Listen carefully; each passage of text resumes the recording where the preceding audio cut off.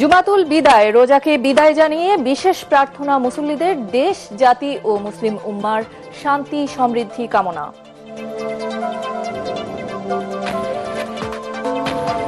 ঈদ উদযাপনে প্রস্তুত দেশ, উৎসবের সাজে রাজধানী জাতীয় ঈদগাহে প্রধান জামাতে অংশ নেবেন প্রায় ৩৫,০০০ মুসল্লি।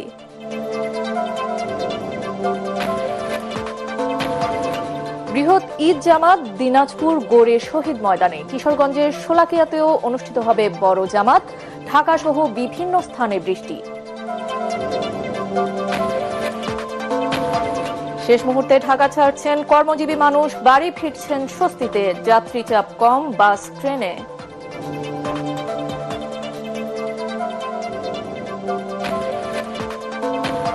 এবং ইসরায়েলে ফের ইরানের ব্যালিস্টিক মিসাইল হামলা, তেহরানেও মার্কিন ইসরায়েল হামলা অব্যাহত, সৌদিতে নিহত বাংলাদেশি নাগরিক মোশাররফের লাশ ঢাকায়।